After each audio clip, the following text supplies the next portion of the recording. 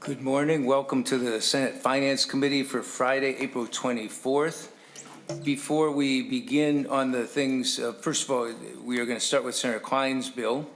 And I will mention that in the packets there's a updated memo from Lexi Stangl from Senate Skirfa about the status of the bills we've gone through here.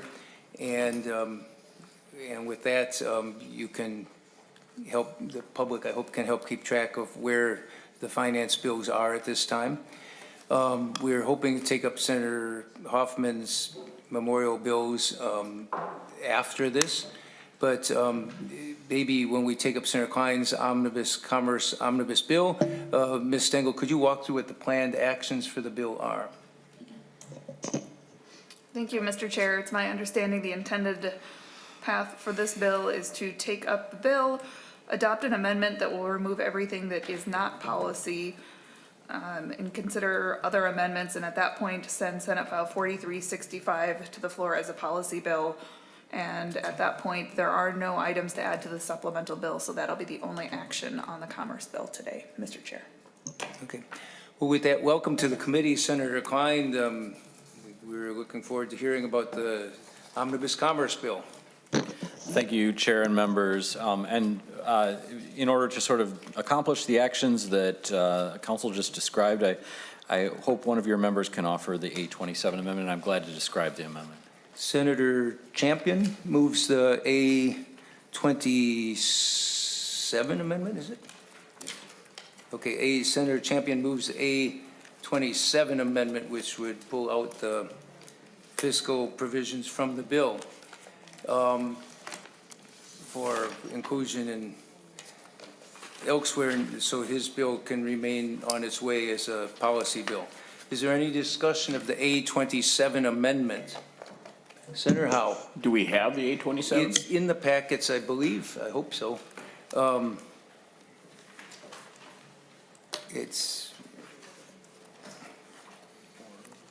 And Chair, I'm glad to describe it as well, if that's. Yeah, go ahead. Why don't you describe what's we're pulling out? You bet. So, members, the 827 amendment deletes Article 1, which was a Department of Commerce finance provision, deletes Article 3, which was a Department of Commerce provision on non-depository institutions, and Article 4, which was moving HMOs over to the Department of Commerce, and that will travel on its own in a separate HHS bill. Starting on line 1.5, there's a series of instructions to take out sections related to Senate File 4390, which was Senator Rasmusson's short-term nursing care insurance bill. That will travel on its own. It deletes at line 6.32 sections from Senate File 4687, which is Senator Rest's Consumer Protection Restitution Account bill. That may be addressed further on the floor as an amendment at some point if we get it worked out. Line 7.1 deletes the section from Senate File 4474, which is Senator Rasmusson's online sweepstakes bill. That will travel on its own. Then starting on line 7.2, there are a series of instructions to insert non-fiscal sections from Article 3. And then line 13.1 is a technical correction which deletes a non-existent statute and replaces it with the correct statute. If your members vote to adopt the 827, there will be no remaining fiscal measures within this bill. It will be a pure policy bill. Further discussion on the A27 amendment? If not, all those in favor say aye. Aye. Opposed? Aye. Opposed?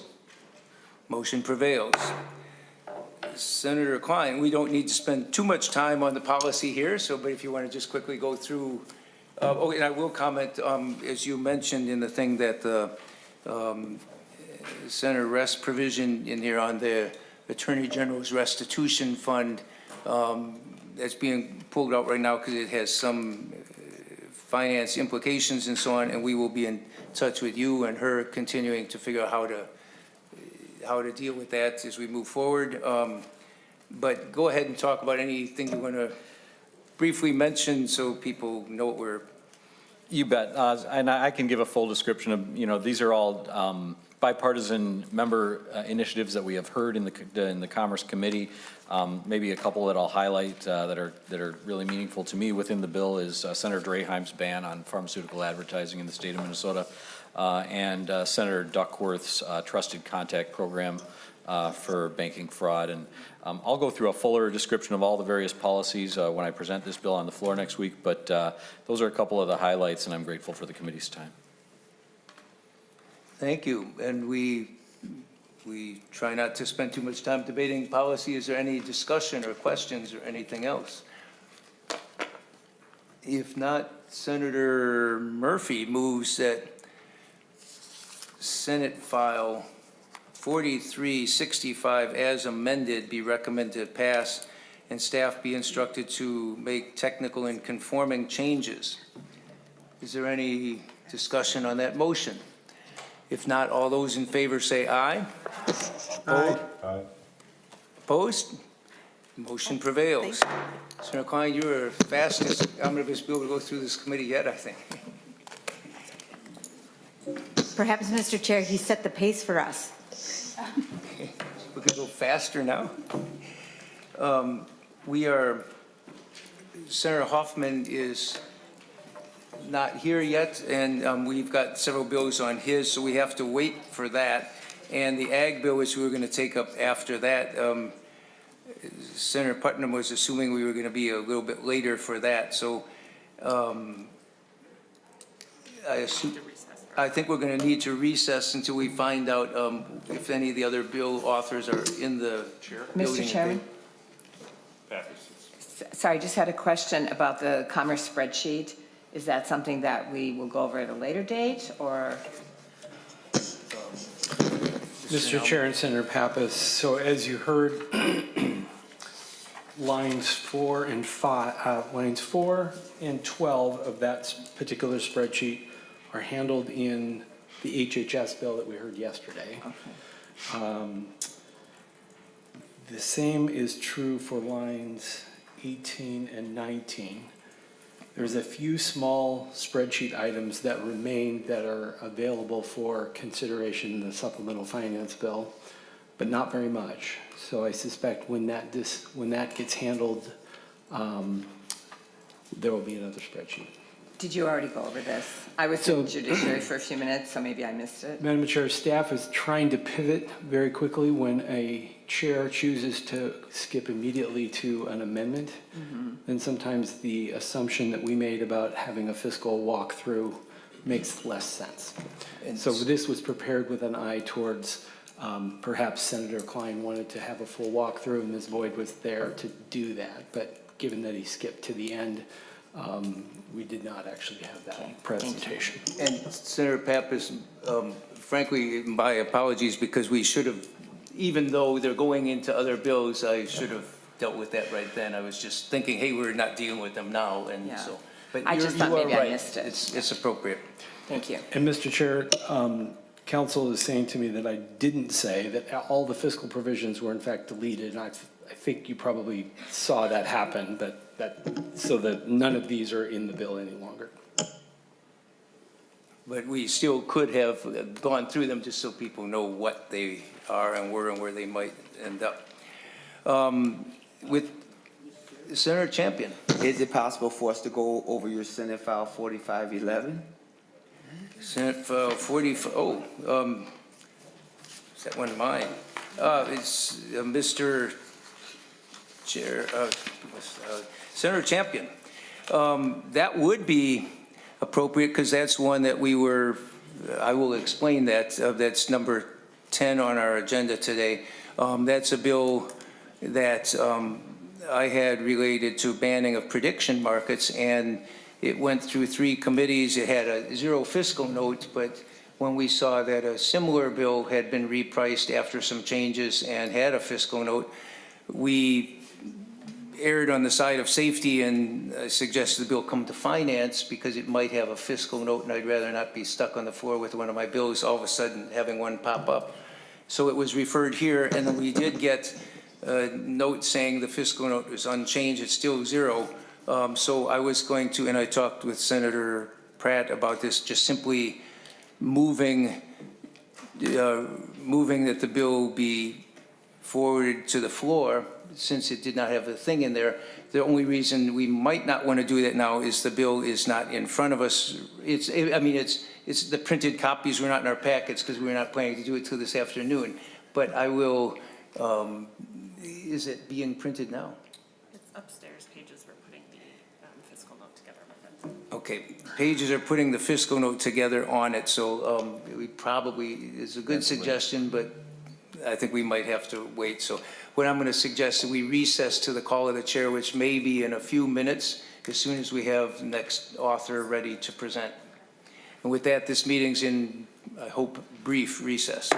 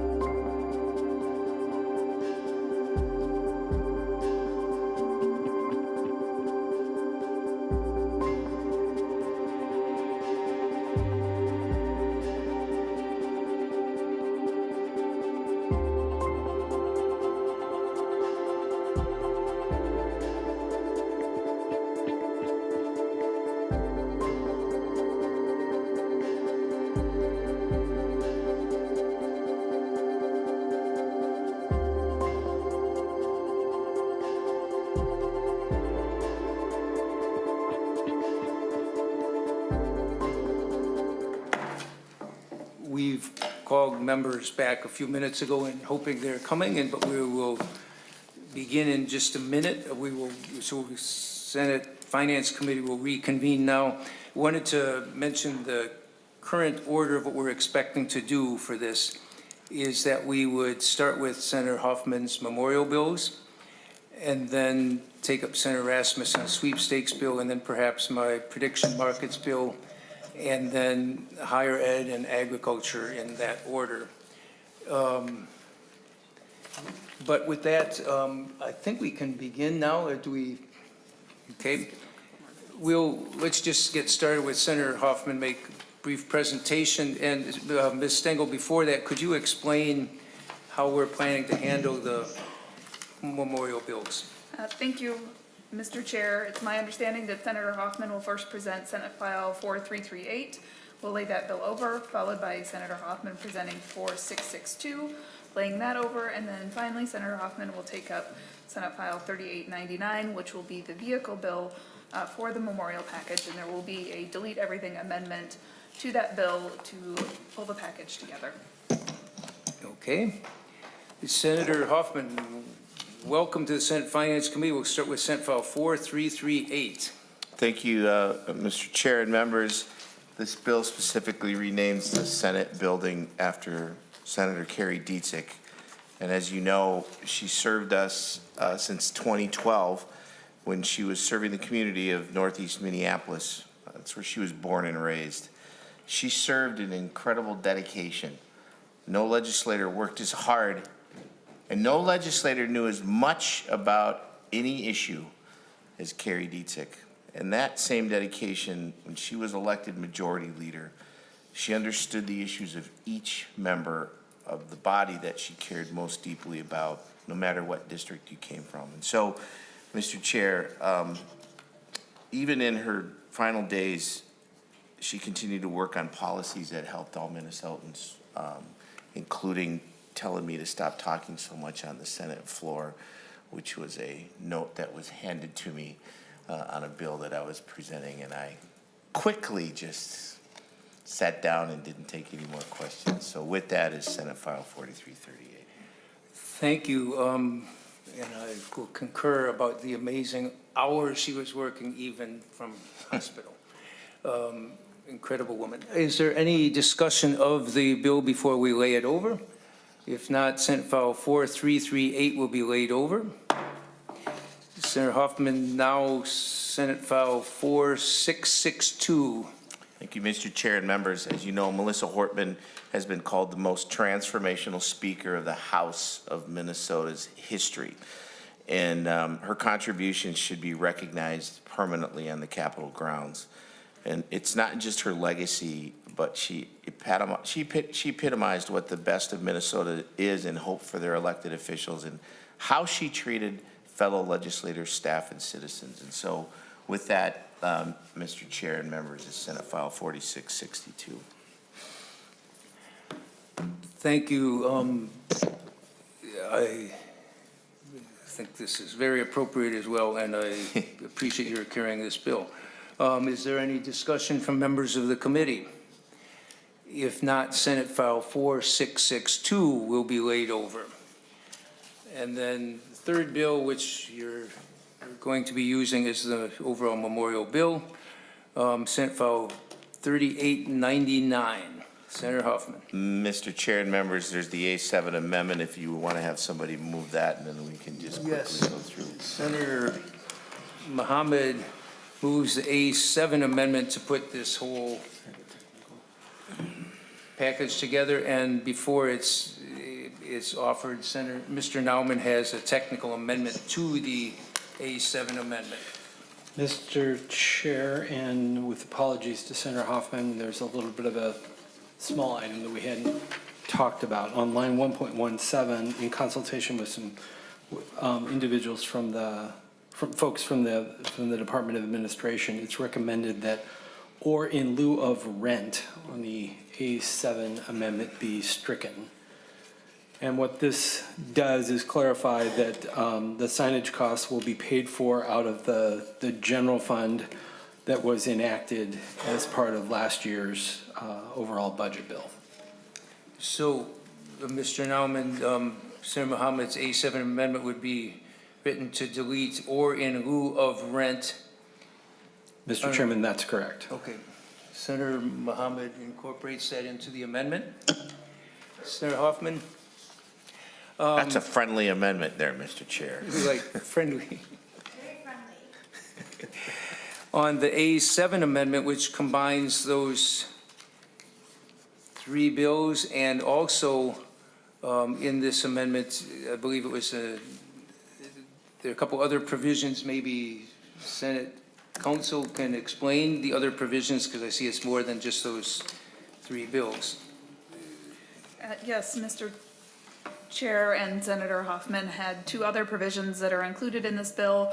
Lines 1.3 to 1.7 provide that a portion of Trunk Highway 610 will be designated as the Hortman Memorial Highway, and lines 1.8, nope, that's the wrong provision. Starting on line 1.21 is a provision that establishes the Melissa and Mark Hortman Memorial State Park Working Group.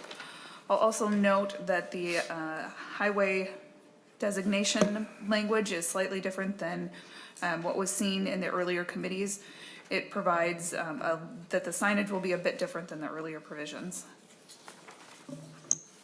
And Mr. Chair, since this is the Finance Committee, with your permission, I'll indicate that Section 6, which was in the bill that you described earlier, Senator Hoffman, makes $800,000 available from the Capital Mall Design Framework. So essentially, it functions as a rider on that appropriation. Then Section 7 provides $86,000 appropriated to the LCC for administrative costs of the working group. And that consists of the appropriation for the working group as well. Is there any discussion of the A7 amendment? And Senator Hoffman, you gave a two-paragraph explanation of the first bills, and did you want to comment any more on the working group, or? I really want to thank Mr. Chair, Eric Nauman and the folks that worked with him for hearing us and putting this into something that absolutely really makes sense. And I appreciate all the dedication of the staff that helped Mr. Nauman put this together. And just that, you know, this, along as renaming the building, the State Office Building, the Melissa Hortman Building, is something that we need to do, and I appreciate you and the committee for taking these and getting them across the finish line. So thank you, Mr. Chair. With that, on the A7 amendment, any further discussion? If not, all those in favor say aye. Aye. Aye. Those opposed, motion prevails. Now we have Senate File 3899 as amended, which is what we see in the A7 amendment now, is the entirety of the bill. Is there any further discussion on this memorial bill? And if not, Senator Hoffman, any closing comments? Thank you, Mr. Chair and members, for hearing these and for helping get these across the line. It's truly raises the people that have done so many wonderful things. And you and I have Melissa Hortman stories when we were both in the energy and environment world with her. And there'll be time to talk about those. And we also have many Kari Dziedzic stories. And both those individuals have an indelible mark on us. And so I appreciate us doing this. So with that, Mr. Chair, if you would move Senate file to, as amended, be passed and move to the floor, that would be wonderful. Senator Mohammed moves that Senate File 3899 as amended be recommended to pass, and staff be authorized to make technical and conforming changes as necessary. On that motion, is there any further discussion? If not, all those in favor say aye. Aye. Aye. Opposed? I'd like to also thank Michaela Matanis, who is Senator Dziedzic, former staff member here and still works at the Senate here. She helped put together this amazing package, so I wanted to thank her as well. With that, thank you, Senator Hoffman. You got through 1, 2, 3 plus bills and Thank you, Mr. Chair. I did that in the time because I had Senator Draheim and Senator Champion were both looking at me with the eye that Kari Dziedzic used to look at me, which is hurry up, just get to the point and be done. And Michaela absolutely did a wonderful job of keeping this organized, and thank you for making sure that she was gifted that. So thank you, Thank Senator you, Hoffman. Next, we are taking up the sweepstakes bill of Senator Rasmusson, Senate File 4474. And welcome to the Finance Committee. Please go ahead. Thank you, Mr. Chair. Appreciate the opportunity to have Senate File 4474 in front of the Finance Committee today. Minnesota, like many states, allow sweepstakes as a promotional marketing tool. One example that many Minnesotans are familiar with is McDonald's Monopoly game, where they, when you go and buy a hamburger, get the chance to win a potential prize.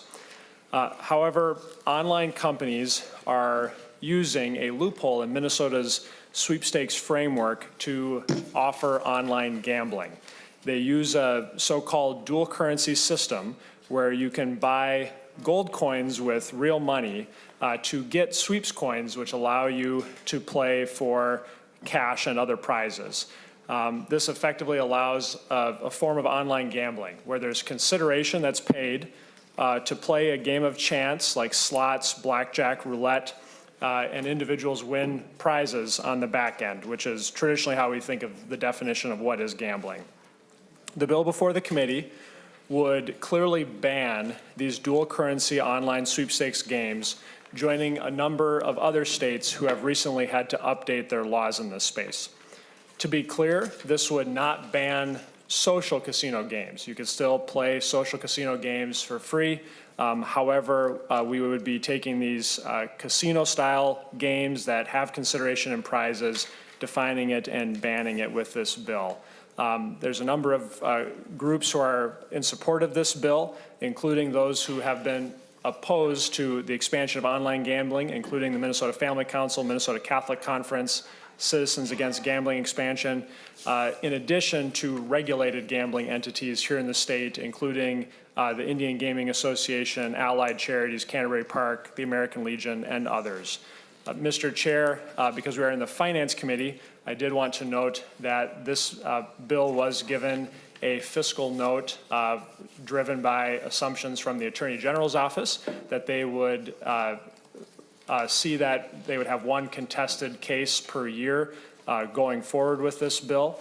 My recommendation to the committee today would be to ask the Office of Attorney General to absorb those costs. In the fiscal note, they're not asking for any additional FTEs. They're just calculating estimated hours that would go towards these efforts. I will note that the agency within, or the team within DPS, the Alcohol and Gambling Enforcement Division, has not requested additional dollars in the fiscal note to enforce this. And from the experience that we've seen in other states that have banned online sweepstakes casinos, we have found that once cease and desist letters are sent, they very rarely challenge it because they recognize that states do have the ability to update their sweepstakes laws to ban this type of activity. Discussion of the bill first and then the fiscal note. I want to talk about that in a minute, but is there any discussion of the bill outside the fiscal note? Okay, and I will. Chair. Senator Frentz. Yeah, thank you, Mr. Chair. Thank you, Senator Rasmusson, for bringing this forth. Online sports gambling's been a topic this year, and I think we should, as a Finance Committee, recognize the fiscal implications not only of the bills in front of us, but of the implications for the state and the way it affects our citizens. A letter in the Star Tribune, an op-ed recently said, effective enforced gaming laws can lead to important social and public health benefits And Senator Rasmusson, I know we've talked about this topic time and again. That op-ed is from Ken White, who spent 26 years as the director of the National Council on Problem Gambling. Mr. Chair and members, the fiscal implications of our state's policy on sports gaming, sweepstakes, and prediction markets are significant. And I hope that we'll consider this. I'll be a yes vote on the bill, but encourage Finance Committee members to see the larger implications, as they did last week in the state of Wisconsin when they legalized online sports gambling. Thank you, Mr. Chair. Thank you, Senator Rasmusson. Thank you, Senator Friends. Any other, I want to get into the fiscal note then. And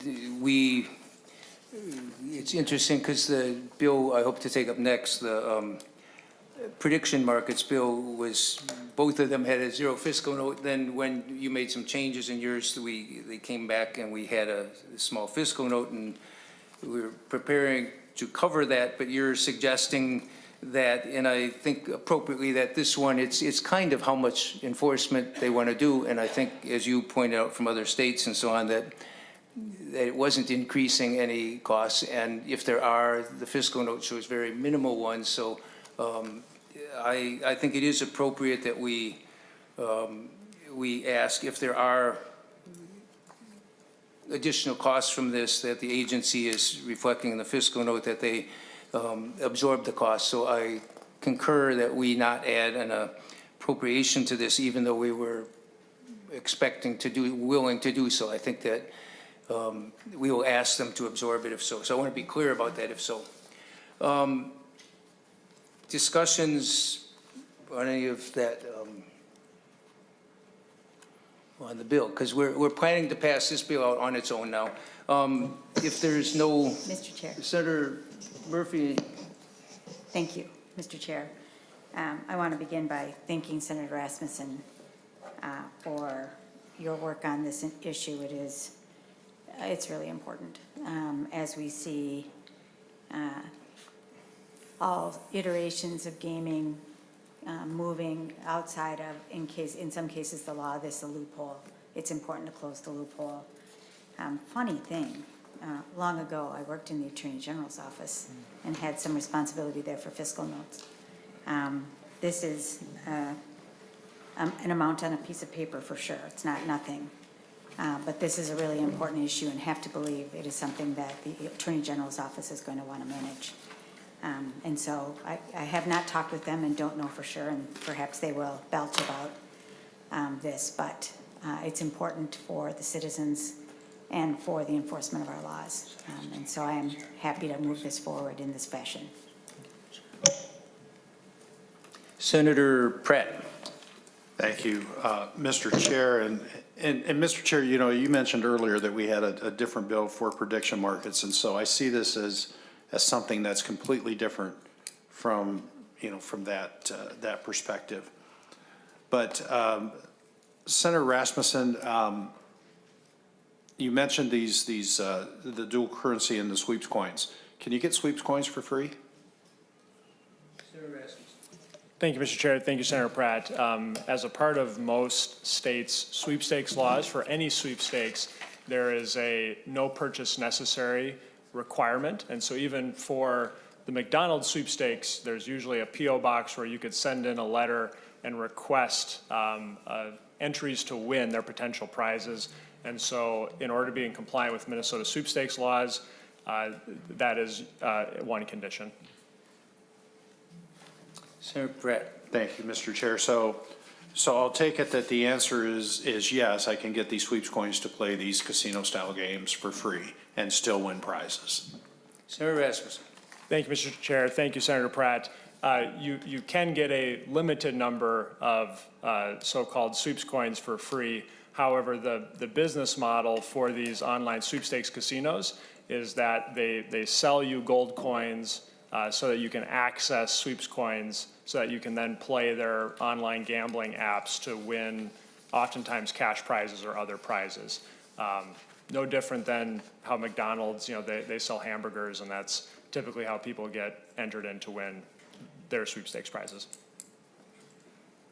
Senator Pratt, continue. Thank you, Mr. Chair. And Senator Rasmusson, that wasn't going to be my next question, but now it is. So Now, if I go to McDonald's and buy a hamburger and get an entry into the sweepstakes, if I then violated your bill, because now I'm getting that prize for giving money in consideration. Senator Rasmusson. Thank you, Mr. Chair. Thank you, Senator Pratt. And I'll speak specifically to the McDonald's case. We actually asked McDonald's to review this language, and they sent back a full legal memo reply saying that this bill does not concern them at all. And in fact, we also talked with the association that represents video game companies, and they also do not have any concerns with this language. The only entities that have come and testified against this language are those that are the online sweepstakes casinos that would be defined and banned in this bill. And the definition that we have is very narrow, and it requires 3 different criteria be met. One is that there has to be consideration. Someone has to be putting money in to be playing these games. Second, it has to be a casino-style game, slots, roulette, blackjack. And then lastly, there has to be a prize at the end. And so McDonald's, as an instance, or other traditional marketing sweepstakes have not found concerns with this bill language. Senator Pratt. Thank you, Mr. Chair, and Senator Rasmusson. So if this were to pass, am I still able to buy the non-sweepstakes coins if I want to play more, if I run out of my free ones? Buy non-sweepstakes coins. Mr. Chair, Senator Pratt, you mean the gold coins? Would you be able to buy gold coins? Mr. Chair, yes. I believe that's I don't know. Gold coin, I don't know. The non-sweepstakes ones. Somebody told me earlier when maybe you were presenting this bill somewhere, like Candy Crush is one of those things. You could buy more tokens to play more still under this. Mr. Chair, Senator Pratt, yes, if it is a social casino product where people are going and playing for fun, they're playing blackjack, slots without a prize, without winning cash on the back end, that is still allowed in this bill. What would be defined and banned are the dual currency systems. And so you would, if this bill became law, you would no longer be able to buy gold coins and be getting sweeps coins to be able to play for money. Senator Pratt, continue. Thank you, Mr. Chair. So I don't have a question. I'm just reacting to what I've heard. So Mr. Chair, it's okay. And I actually, I'm actually part of a game where if I were to buy certain coins, I get diamonds. Now, I don't win cash or anything, and not all the prizes in these sweeps are cash. They can be hotel rooms. They can be, various other promotional items that they partner with. But it seems to me that, and I disagree with Senator Rasmussen's perspective on this, in that, if I buy a hamburger and I get a free entry into sweepstakes, that's not dual currency because I'm not doing it as a casino type game. But then again, I can still buy these non-sweepstakes coins. I can still put my money in and play, but I can't get a premium, maybe, to do something else if I so choose. He classifies it as a loophole of buying these sweepstakes coins when I view it maybe more as a premium. An enticement to buy the non-sweepstakes coins and to continue to play in the social casino, see the advertisements and everything else that these online apps try to do. And so I guess I don't view it the same way that Senator Rasmusson does. I'm willing to let this bill, go out of committee without a huge fight, but I've still got significant concerns with how Senator Rasmusson has presented it, and also how broad I think it could be. And so I think we'll continue these conversations between now and whenever it comes to the Senate floor, but I'm willing to let it, I guess I'm willing to let it go out of committee, but I'm still unsatisfied with Senator Rasmussen's answers. Senator Champion, then Senator Howell.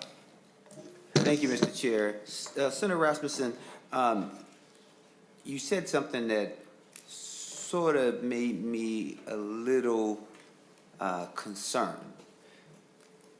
And correct me if I'm wrong, you said that if a person is involved in a game, whatever game that is. They know more about these games than I do. But if the person wins a prize, then they would be in violation of this bill. And I want to make sure that that's what you said. And two, would they be in violation of this bill if they were winning, let's say, a hotel room or a box of meat or anything of that nature? So if I could get that clarification, that would be helpful. Senator Rasmusson. Thank you, Mr. Chair, and thank you, Senator Champion. It's a good question. In order to be in violation of this proposed law, you would have to meet all of the following criteria.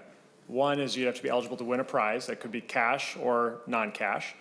You would have to have consideration. You'd have to be putting money in. And then you'd have to be using a dual currency game that is using casino-style gaming. And so all of those criteria would have to be met in order for you to be in violation. And that's why the traditional promotional sweepstakes, which there are many of, like the McDonald's game we've talked about, the Monopoly game, they are not concerned with it because when they look at the law, they do not meet all of those criteria. They might meet some of them where there is a prize, but they do not meet all those criteria. The only entities who have come and expressed concerns are the online sweepstakes casinos, where people put money in, they play casino-style games, and they largely win money or other prizes on the back end. Mr. Chair, just to follow up, so it sounds like you're making the distinction, even though you've given three paces that one must go through in order to be in violation of online sweepstakes.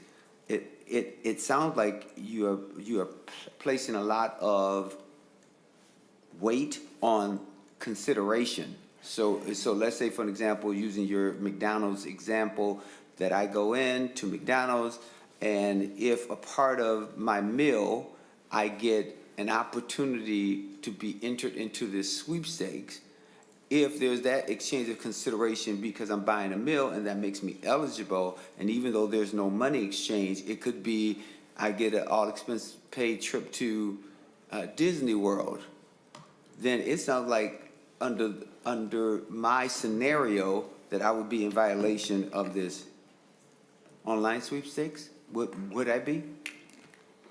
Mr. Chair, Senator Champion, thank you. And be specific to the McDonald's case, their team has reviewed this bill and they have no concerns that this would put them in violation.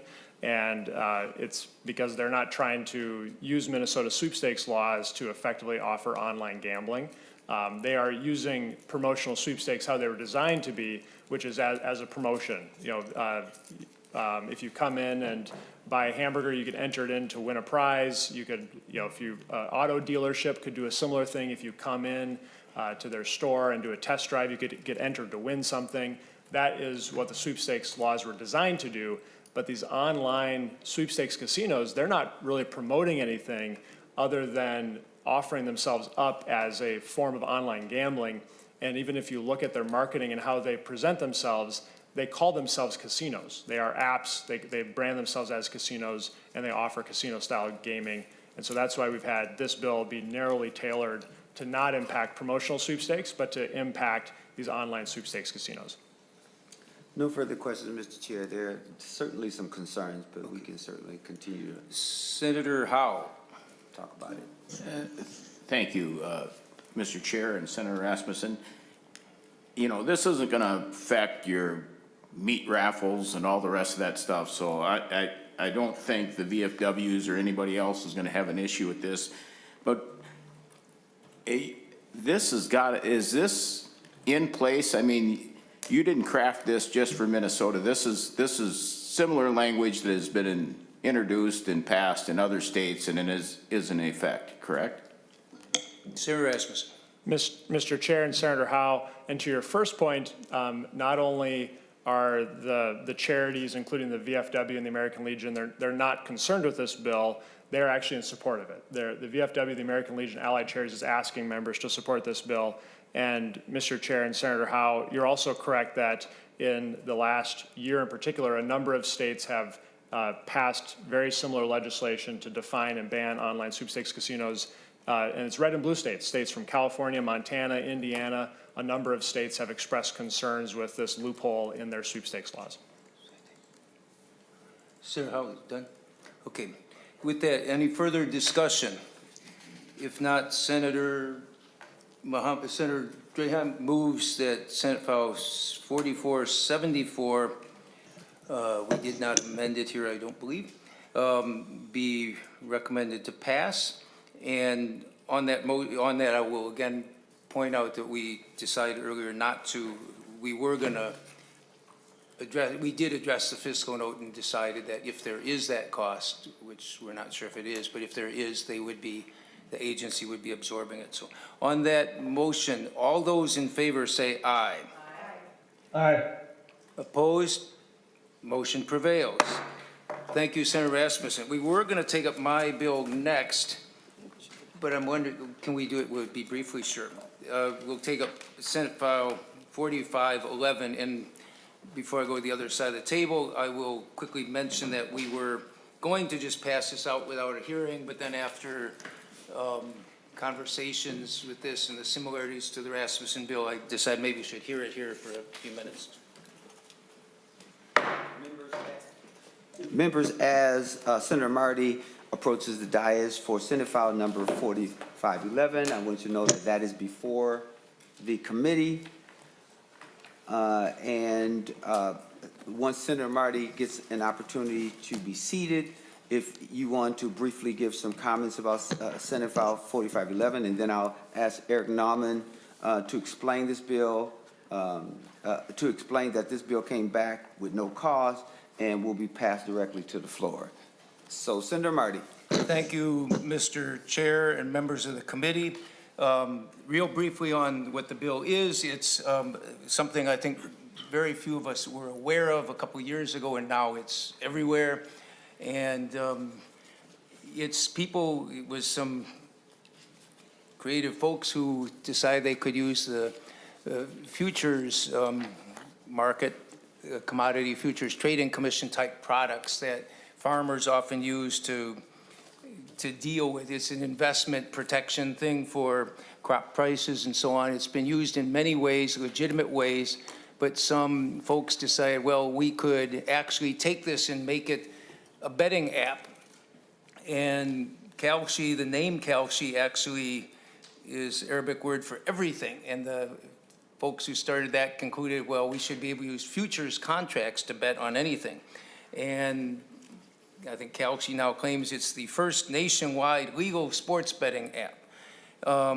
And it's not, we would argue, not in compliance with our laws. What this bill simply says is that our laws on what are not bets, which mean bets are illegal in Minnesota, but then we exempt a lot of things on them: lottery, raffles, private social bets, which are what people betting on March Madness and things like that are, and so on. But the one we are changing is on page 2, line 15, a contract for purchase or sale of future date of securities or other commodities, which has been exempted. We're saying now, but if you're using this as a betting app, those provisions would not be legal. And the prediction markets, we're the ones we are prohibiting are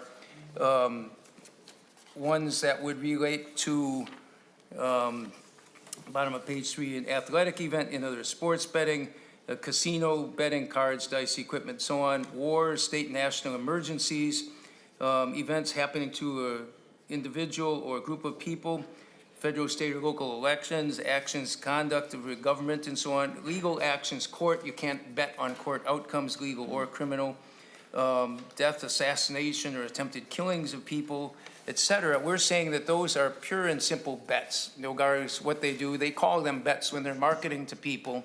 And then when you talk to them, they say, oh, no, this is not betting at all. This is an investment product. And so what we'd be doing is making it clear. I would argue this is clarifying our state laws on it. And so that's what the bill does. I have actually 2 fiscal notes saying it's 0. I had one that was 0. And then since in Rasmusson's somewhat similar bill or similar types of process bill came back with a new fiscal note, showing a cost. We thought mine might show the same thing. We asked for another one because I didn't really want to be surprised on the floor with a fiscal note. And we asked and came back again for 0. And so I wanted it to actually be heard now. It came to this committee. I asked it to come here because we were expecting a new fiscal note. Fiscal note came back as 0 still. But I wanted to at least discuss this with the committee first, because my request would be that if they come back at some point and say, no, there is a cost, I think that cost would largely be if we want to do more enforcement. Alcohol Gambling Enforcement Director had said that this would be very valuable on its own. Sure, if you give us more money, we can do more enforcement, but not asking for it and so on. And so I just wanted to present this and say that it's awkward to say this because there is no fiscal note saying there's a cost, but if there were to be one, I think this bill should be treated similar to the last one, so we would ask them to absorb the cost if so. Thank you, Senator Marty. We'll go to Eric Nauman to confirm the information that's been shared about the fiscal note and anything else fiscal related that he would like to share with the committee. So, Mr. Chair and members, thank you very much. I'll just wander through the fiscal note and first note that this is a consolidated fiscal note, which means essentially there are a number of agencies that were asked to comment. Excuse me. Of note, the Attorney General's Office, the Department of Corrections, and the Sentencing Guidelines Commission all have specifically stated that they do not believe there will be a fiscal cost. If I can call members' attention in your packet to page 7, in the middle of the page, this is the Attorney General's response to the fiscal note. The bill as currently constructed does not provide original criminal jurisdiction to the Attorney General to bring charges and criminally prosecute conduct made unlawful by the bill. And then moving further through the note to page 10, the Minnesota Sentencing Guidelines Commission does not project fiscal impact to the state correctional resources as a result of this legislation. So in short, I'm echoing what the chair and the author have already mentioned, that the fiscal note is not specifically labeling an additional cost for which this committee should be appropriating funds. Thank you, Mr. Nauman. Any questions for Mr. Nauman or Senator Marty before a motion is made? Seeing none, Senator Murphy moves that Senate File 4511 be recommended to pass. Is that your motion, Senator Murphy? Any other questions on that motion? Seeing none, all in favor say aye. Aye. All those opposed say no. The motion prevails, and Senate File 4511 is passed and sent to the floor. I'll now turn it back over to the worthy chair, Senator Marty.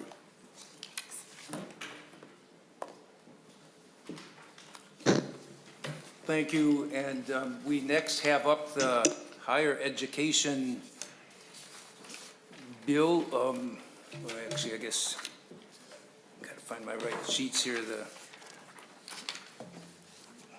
two bills. Which one's up first?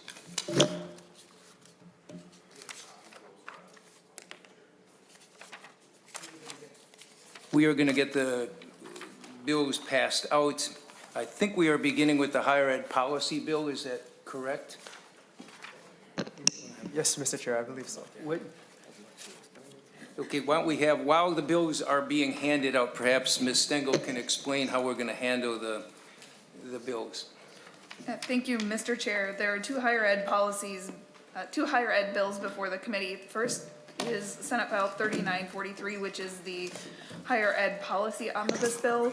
And this is before the committee because after it was passed out, there were a couple of items that were discovered should actually be in the budget omnibus bill. So there will be an amendment to remove those items. And then the policy bills, there will be a motion to send the policy bill to the floor.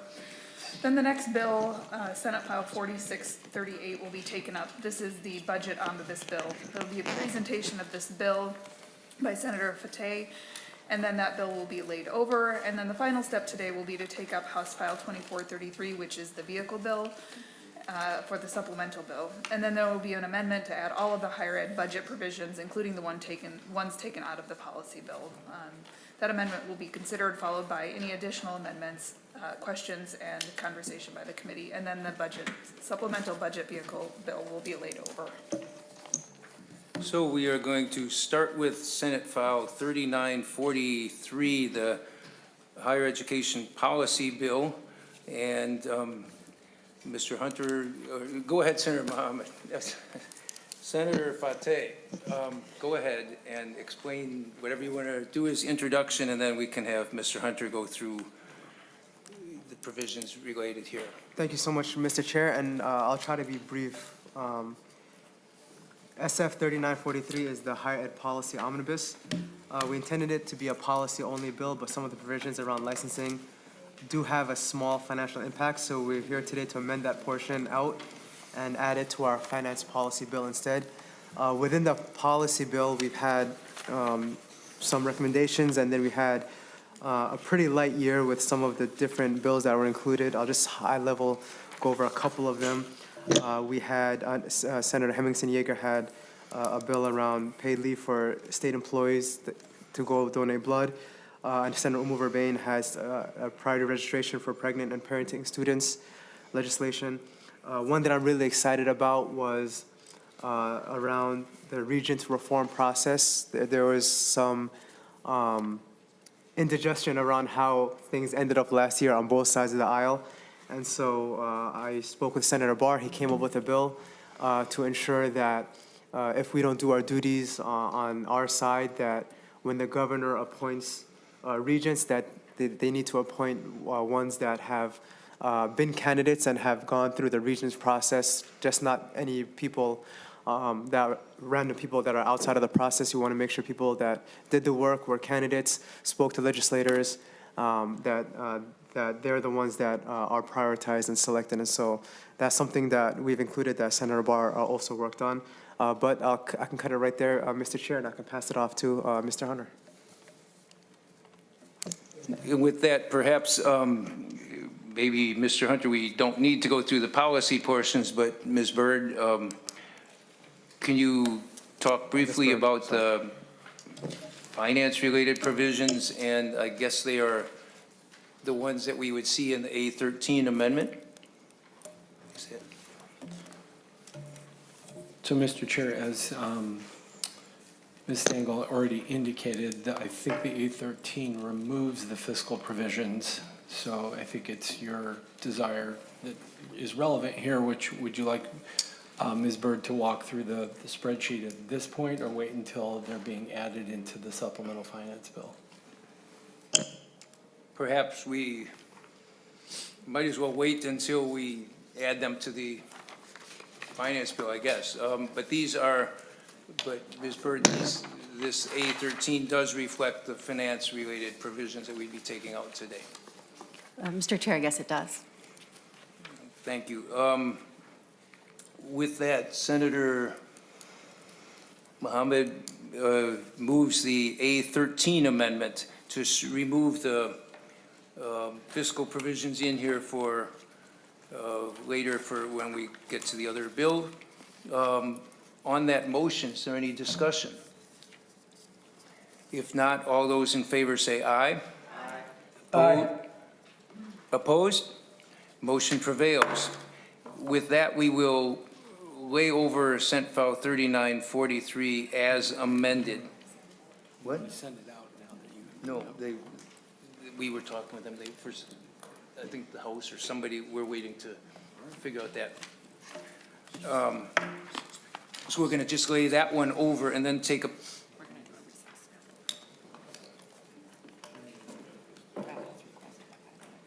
Okay. Senator Pratt would like to have requested a brief recess, so we'll take a 5-minute recess. This committee is in recess to the call of the chair, about 5 minutes.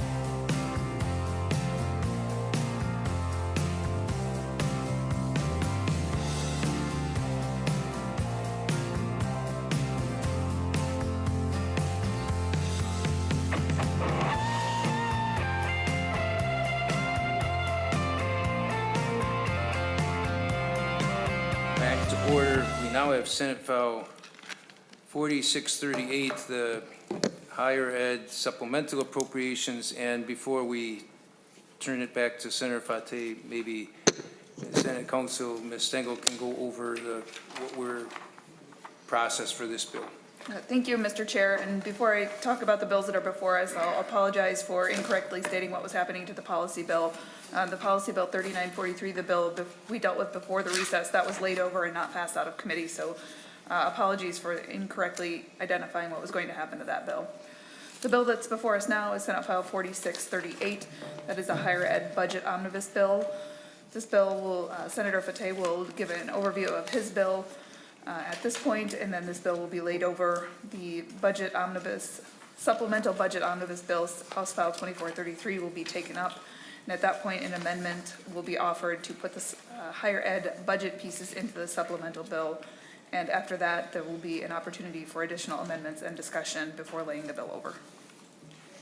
Thank you, Ms. Stengel. Senator Fateh, Senate File 4638, your supplemental appropriation bill. Thank you so much, Mr. Chair. And this is, yes, the higher ed finance bill.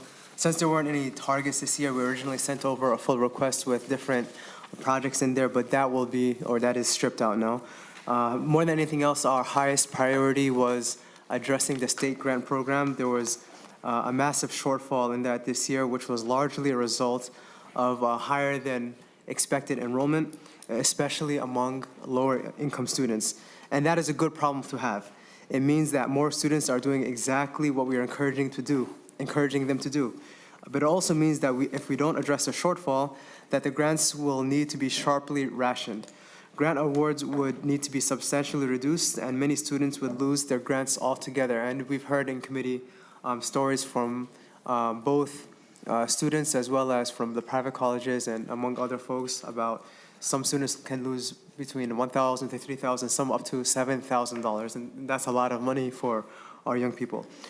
We've heard from our students how they would be harmed by these cuts, and I want to remind the committee that these grants are an investment in our future. One of the main reasons employers choose to locate in Minnesota is because of our highly educated workforce, and we need to keep investing in that. And the students are developing skills that will lead them to generate higher incomes and higher tax revenues for the state in our future. So I would urge the committee to address this shortfall with as much funding as possible so that we can invest in our future and not leave our students stranded. And with that, I can pass it off, Mr. Chair. Thank you, Ms. Byrd. Welcome to the committee, and please go ahead with the spreadsheet. Thank you, Mr. Chair. My name is Erica Byrd. I'm a fiscal analyst, and I'm assigned to the Higher Education Committee. I'll be walking through the spreadsheet in front of you with the name House File 2433 as amended by the A3. The A3 amendment, as has been discussed, is the amendment that adds higher education articles to the supplemental budget bill. So to orient you to the spreadsheet, columns A through C describe the change items in the A3 amendment. Columns D through I reflect the governor's budget recommendations, and then columns J through O are the Senate position. I see it's mistitled here as the SF 4638 and SF 3943. That was the original omnibus bills that passed out of higher education, but the columns you see in J through O actually reflect just what is in the A30 amendment. So if you go down to line 13, this is an overall summary, and you will see that starting in fiscal year 2027, there is $52,084,000 in total expenditures, and there is $184,000 in revenue, resulting in a total net expenditure of $51,900,000. I will then walk through the details that get you there, and that starts at line 3 at the top. The A3 amendment makes, this is on line 4, an appropriation, a one-time appropriation to the Office of Higher Education for the state grant program. That is $52 million, and it is for fiscal year 2027. And there's no tail associated with that, as it's a one-time appropriation. The second item you'll see on line 5 has to do with the licensing and registration litigation response. This is not an appropriation, but changes to higher education policy that you'll see in Article 14 that result in expenditures related to the policy changes around licensing and registration for institutions. So this is from the governor's budget bill. So you'll see that in columns E through I, there is $84,000 a year in expenditures related to these changes. And if you go down to line 10, there's an associated revenue as well. That is $184,000 a year in increased revenue due to these licensing and registration policy provision changes. And that is an ongoing revenue starting in fiscal year 2027 and continuing in the tails in 2029. So that is all I have, but I'm happy to take any questions about this walkthrough. Thank you. Thank you. Are there questions from Ms. Byrd? Questions on the spreadsheet? And Senator Fateh, yes, your bill indicated the shortage in the student grant fund program and how serious that is, and but this is one-time funding until we can address it in a more complete way next year, but because this is supplemental budget year, but and this is a big chunk of money, but I think we have to acknowledge how much bigger the shortfall is, and that I think most members of the legislature have been hearing from a lot of students who are very worried because they're partway through the process and this may shut it off. And I share your concerns and appreciate the work that's been done the last couple of years to make higher ed more affordable, which is perhaps why we have a problem with more students, or not a problem, but the benefit of more students, which causes the problem of shortfall here. Anyhow, I think 52 million is not as much as we'd like, but I think it's a step in the right direction. I hope we can get at least this much from the House and Governor and everyone. Senator Friends, is your hand up? Yes, thank you, Mr. Chair. And thank you, Senator Fateh, for continuing to recognize the value of our investment. Finance committee members, we're talking about dollars and cents, and the money that we invest in K-12 and higher education is some of the best money we spend. Don't just ask what it costs, ask what it pays. Senator Fateh, thank you also for your work on state grants. It helps us get the best fit for each kid to go to each campus. And it's whether it's a campus down in Senator Jasinski's or my neck of the woods or some of the metro campuses, that they all have the same mission. Find the best place for that student to go, get their education, and then go off and help our state prosper. Amen. I am an enthusiastic yes, Senator Fateh, and Mr. Chair. Thank you. Thank you, Senator Frentz, for the enthusiastic endorsement of the bill. Other comments on the bill? If not, what we will be doing, go ahead, Senator Pratt.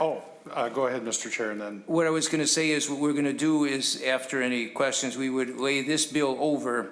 The A30 amendment that Ms. Byrd explained is what we will, which is taking the thing we took out of the last bill and would be taking from this bill, will be added to the supplemental appropriations bill then. So, Senator Pratt. Thank you, Mr. Chair and members. During the recess, we were discussing a item on the spreadsheet where, based on the increased registration fees that OHE will be charging to additional institutions, results in a $100,000 growth in the special revenue fund. And Senator Marty and Senator Fateh and I were discussing the best way to make sure that that doesn't become a burden on our students. You know, we've talked a lot about how we want to make sure that not to short whatever oversight is being done, whether we agree or disagree with, whether that additional oversight should be done.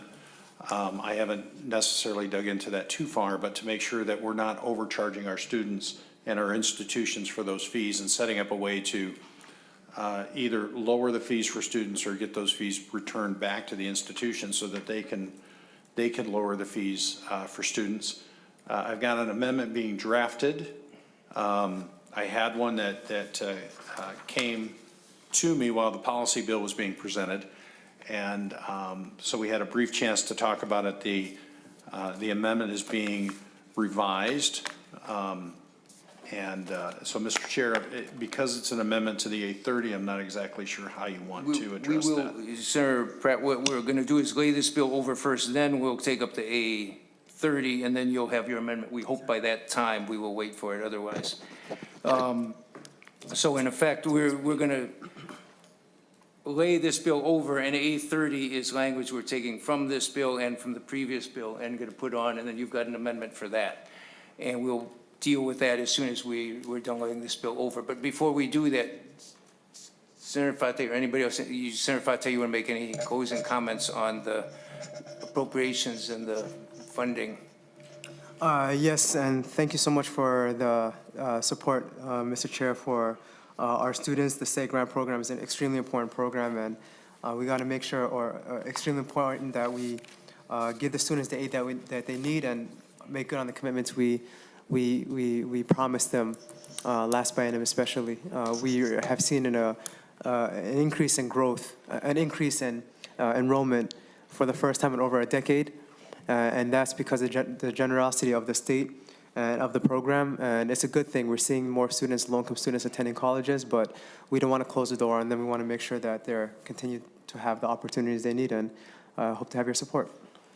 Thank you. And with that, Senate File 4638 will be laid over. And then we will take up the supplemental finance bill, House File 2433, which we would be amending this A30 and anything else onto. And so with that, House File 2433 is before the committee, and we've discussed some of the A30 amendment.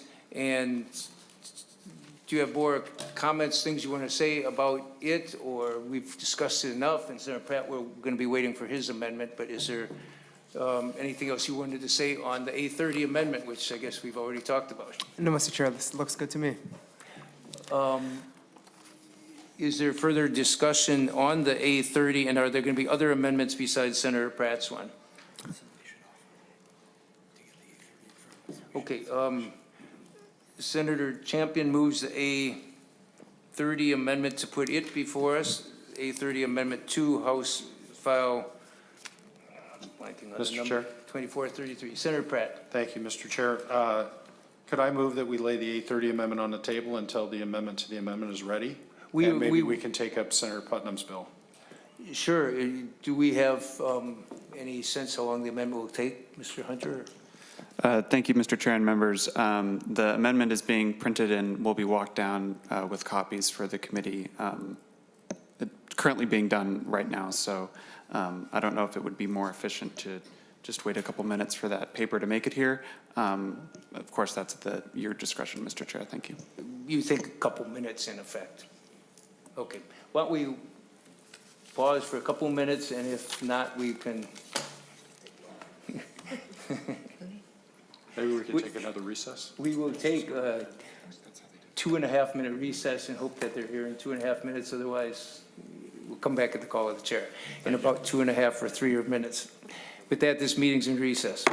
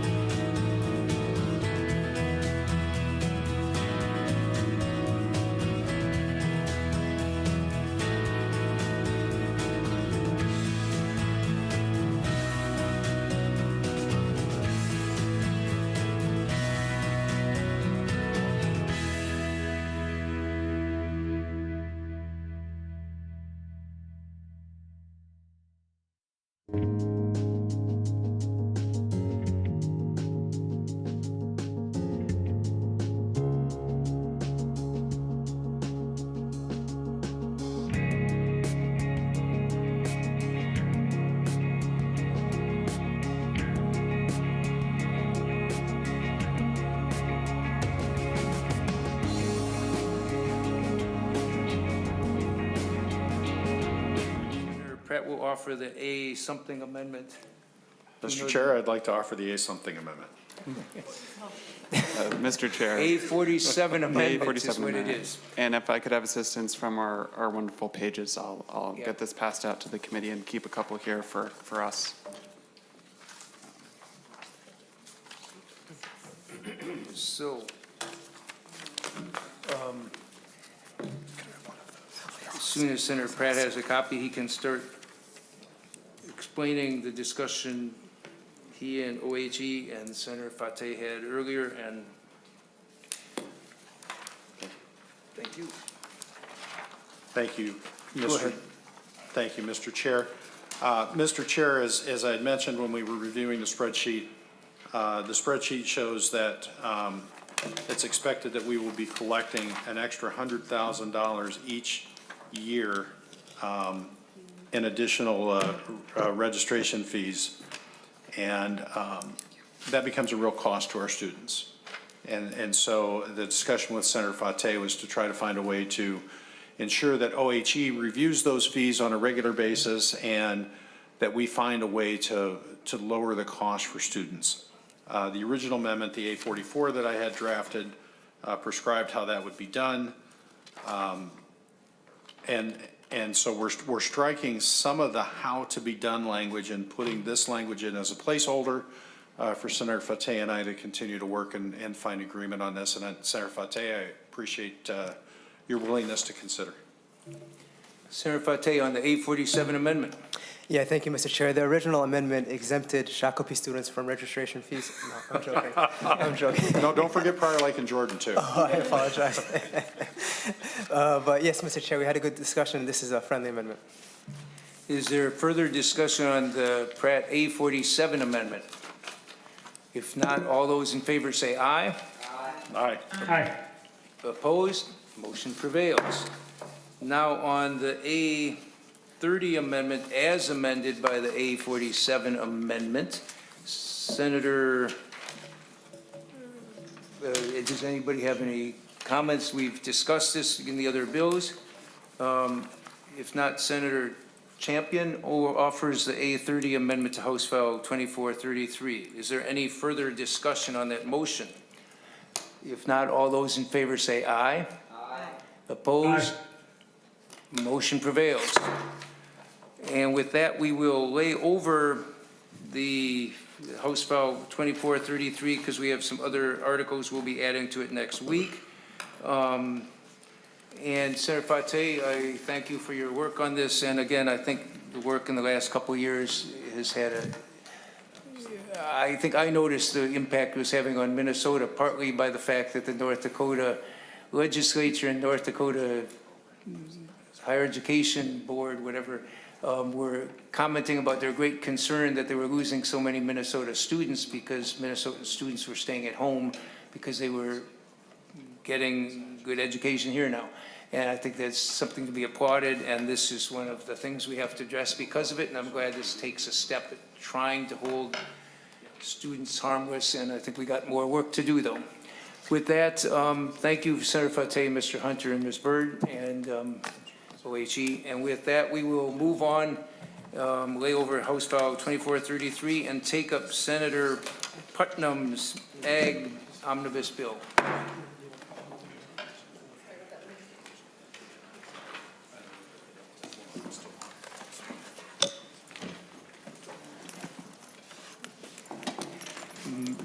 Ms. Stengel, while it's being handed out the packets, could you explain the planned actions for the bill? Yes, thank you, Mr. Chair. First, we'll take up Senate File 5073, which is the Ag Budget Omnibus Bill. Senator Putnam will give us a presentation of his bill, and then that bill will be laid over, and we'll take up House File 2433, which is the Budget Supplemental Vehicle.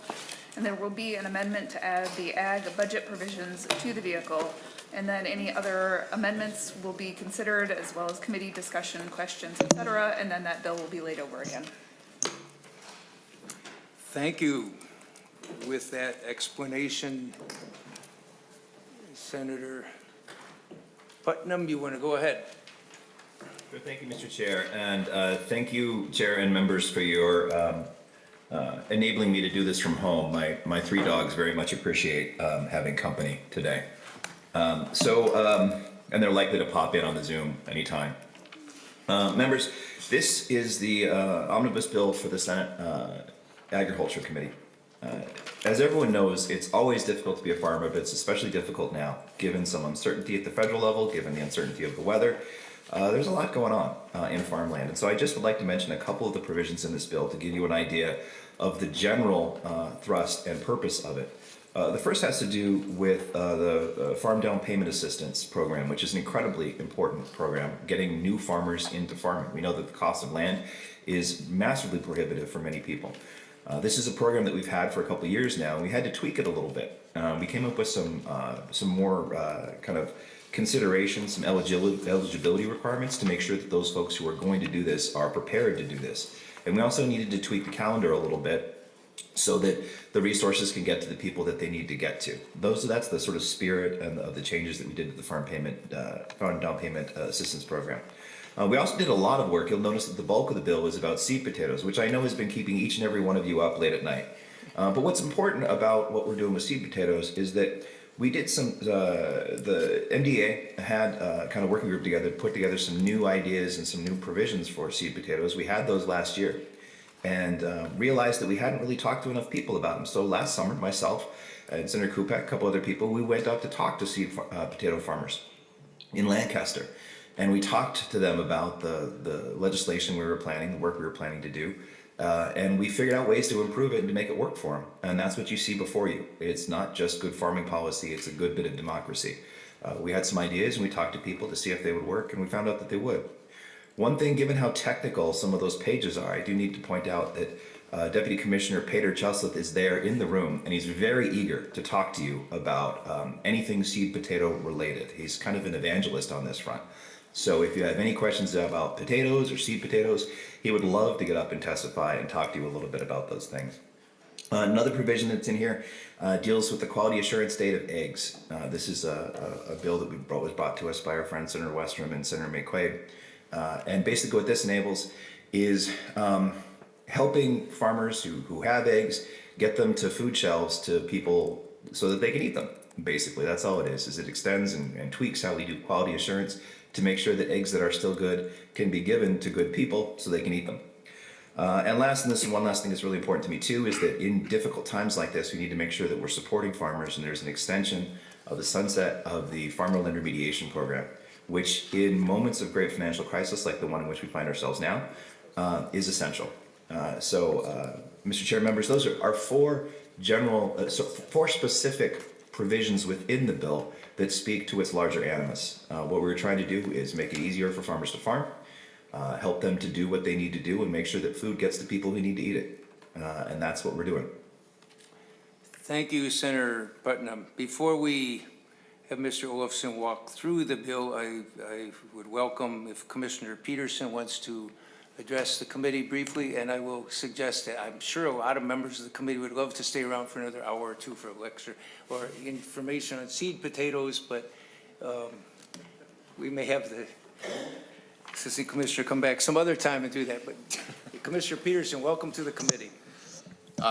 Mr. Chairman and members, and Tom Peterson, Commissioner for the Minnesota Department of Agriculture. I'll just be very brief and just say I appreciate all the work that Senator Putnam put into this, as well as lead Senator Westrom, and these provisions that Senator Putnam mentioned are very simple, but they're things that help our agency do work better. The egg donation piece is a really timely piece right now, and something that would help. The potato provision is just something that would actually save farmers money and would save the agency potentially some money. The down payment assistance program also will help a lot of farmers and help keep some dollars within the department. So appreciate your consideration and appreciate all the work on the bill. Thank you, Commissioner. Are there any questions for the Commissioner? If not, very much appreciate your being here. Mr. Olofsson, you want to go through the spreadsheet? Sure. Mr. Chair, members, Eric Olofsson, Fiscal Analyst for the Senate Agriculture, Broadband, and Rural Development Committee. In your packets, you should have two spreadsheets. The first one is the SF 5073 first engrossment spreadsheet in the top left corner, top right corner, 4/20/2026, 9:57 p.m. Column A just goes through the agencies and the various appropriation changes. Column B is the fund. Column C is the type of appropriation, whether it's direct or statutory. And columns F through K show how Senate File 5073 first engrossment came to the Finance Committee. So I will begin with the Department of Agriculture. So looking within their Protection Services Division, on line 7, there's the Office of Emergency Preparedness shift. This is a governor's rec. So you'll see $250,000 from the general fund coming each year, beginning in fiscal year 27. But this money is coming from the admin and financial assistance division. So you'll see a corresponding $250,000 in savings, and I'll mention that briefly when we get to it. On line 8, there's the egg donation provision that Senator Putnam mentioned for the post-quality assurance deadline for donating eggs. This is a neutral provision for MDA. On line 11, for egg marketing and development, combining and reducing legislative reports, this is another governor's recommendation that will have a neutral impact to the overall budget at MDA. On line 12, there's the emerging farmers office shift. So this is another governor's rec of $1 million per year from the general fund beginning in FY27.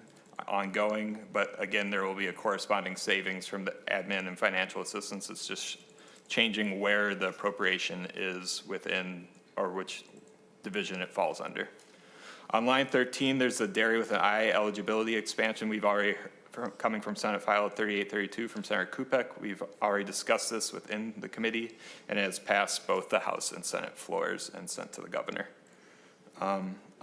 Moving to the admin and financial assistance division at MDA, lines 16 and 17 are those corresponding savings for the shifts of where those appropriations lie within the agency. On line 18 and 19, this is extending the farmers down payment assistance program to FY 2030. This is coming from Senate File 4856. At the end of the last biennium, $801,000 was canceled to the general fund. So there's MDA expects a certain amount to cancel at the end of FY27 if the extension is not granted. So here you'll see savings and then respending of the $801,000 to follow our budget rules. And then on line 20 for meat processing, hiring incentives extension to FY28 and the corresponding reporting requirement, MDA currently there's a certain amount of funds that are encumbered, and MDA expects $237,000 to cancel if this extension does not, at June 30th of this year, if this extension for the meat processing train and retain program, if this extension does not occur. And so you'll see the $237,000 in the general fund on lines 20 and 21. And then line 22 is for the Rural Finance Authority agroforestry update. This is a neutral governor's rec.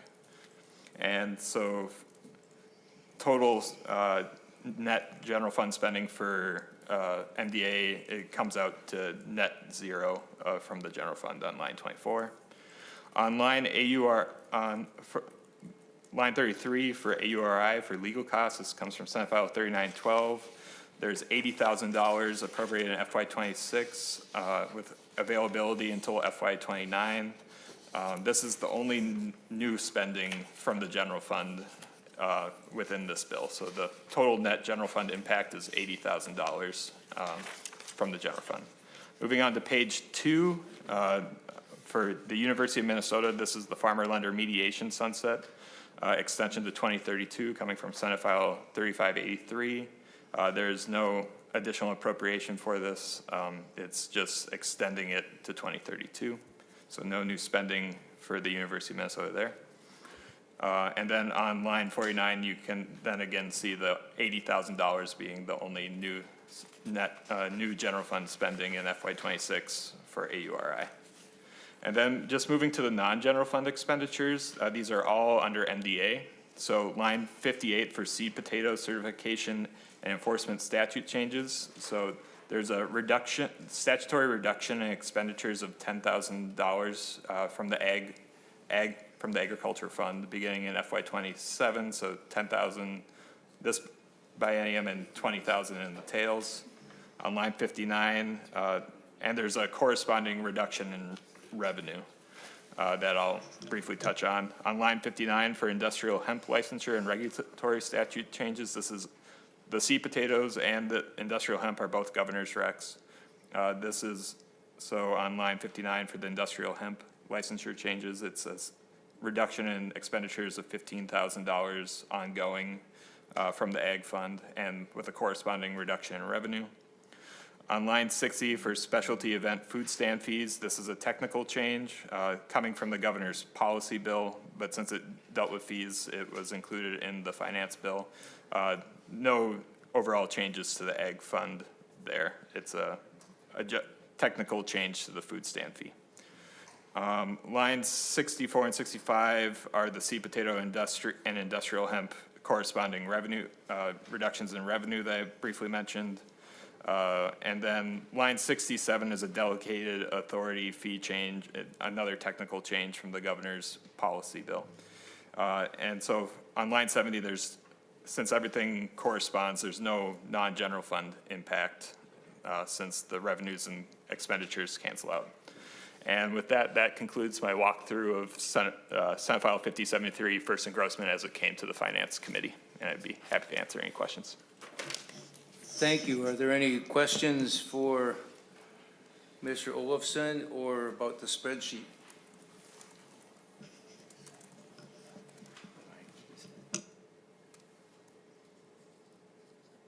Pratt. Thank you, Mr. Chair and Senator Putnam. For those of us that aren't, it's a small amount, and I'm not going to debate the amount, but I'm just kind of curious what Oury is, and it looks like it's for some sort of legal expense. Can you just explain what's going on here? Senator Putnam. Thanks, Mr. Chair, and thank you, Senator Pratt, for that question. Any chance I get to talk up AORI is a good time. AORI was created, in essence, in response to some of the issues around the farming crisis in the 80s, when we had farmers who were making stuff, but they just couldn't find ways to sell it. So essentially, it's a kind of economic development wing of Minnesota agriculture, created by the legislature, funded exclusively by the legislature. So we have a tremendous responsibility to make sure it remains viable. The good that it does is in value adding. So if you have something that you're growing and you want to turn it into a salsa, but you need a nutrition label, AORI will do that for you so that you can turn what you brew into a product you can sell. So they do fantastic things for Minnesota agriculture. Currently, they're involved in a lawsuit. They had to initiate a lawsuit, and there's not much that I can say about that lawsuit specifically, except that it's trademark infringement. Someone else is selling something with the AORI brand, and they're not supposed to. So we are defending the intellectual property and the organization chartered by the legislature in a lawsuit, which is why I think it's appropriate to actually help them out a little bit, because they're us and they need to defend the work that they do in that context. Thank you, Senator Putnam. Appreciate it. Thank you, Senator Draheim. Thank you. I would just add Senator Putnam's comments about AORI. They really do the technical work for people in agriculture, the science stuff, if you will. And they do good work, and they've started to collect some fees to help make them more self-sustainable and not rely so heavily on us. I fully support the organization. I think they do good work. There's multiple locations throughout the state. So I just wanted to clarify that. Thank you. Is there further discussion on the A30 amendment as amended? No? Mr. Chair. Oh, I'm sorry. I looked at the wrong part of my sheet. Sorry. Senator Friends.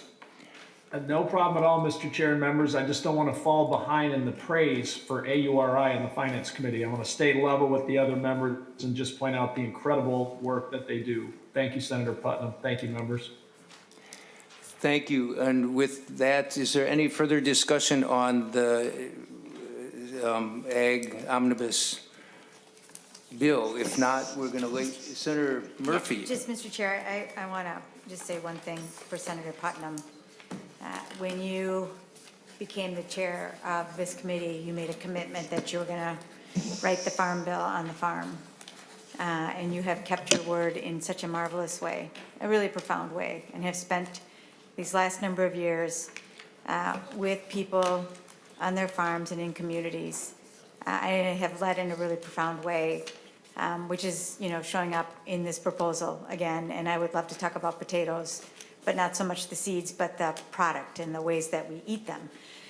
We won't do that today, but especially now, as we have a Congress that can't seem to move a farm bill, this work is really important, and I just wanted to call it out and thank you, and for everybody who's done the work to put this together. Senator Putnam, with that, we are going to lay over Senate File 5073, and we are going to take House File 2433, the supplemental appropriations bill, off the table, and then have Senator Murphy offer the A42 amendment, which takes the provisions in the spreadsheet that we just discussed, to put them in. Is that correct, Senator? Is that correct, Mr. Olofsson?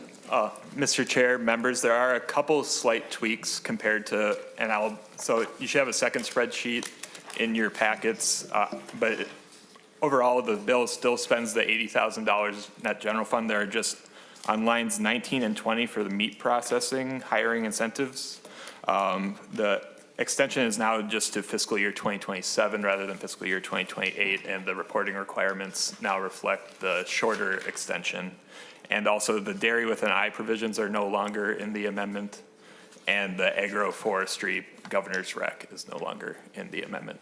Those are the main changes, Okay. Mr. Chair. Oh, and I see you have the separate spreadsheet for it. Yes. Is there,